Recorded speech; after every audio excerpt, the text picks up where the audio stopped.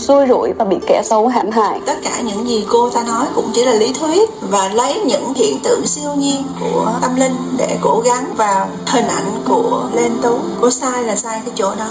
Rồi cổ ma mị dẫn dắt bởi lời văn mỹ miều bóng bẩy mang tính học thuật, thì thiên hạ nghĩ rằng một tiến sĩ có trình độ như thế này không thể nào nhận thức sai được. Nhưng Ivan nói rồi, tâm linh nó nằm ở cái cấp độ nhận thức là sự sáng suốt. Nếu một người sáng suốt thì sẽ nhìn rõ được thực tướng và bản chất của hiện tượng Lê Anh Tú, va diễn của Lê Anh Tú, thì không có cái chuyện tung hô lên làm thánh làm thần được. Chân tu cũng không được luôn, mặc cái áo vậy thôi chứ nó không hiểu đúng về cái chữ tu của cả nhà. Nó không hành đúng thì dù có 6 năm, 10 năm, bao nhiêu năm thì cũng coi như vất. Cái bài nói rồi mà, mình phải hiểu đúng cái chữ tu là cái gì để cho mình ứng dụng cái phương pháp nào làm cho mình tiến hóa, tiến lên, chứ không phải là mình cố chấp để mình tạo cái sự hào nhoáng của riêng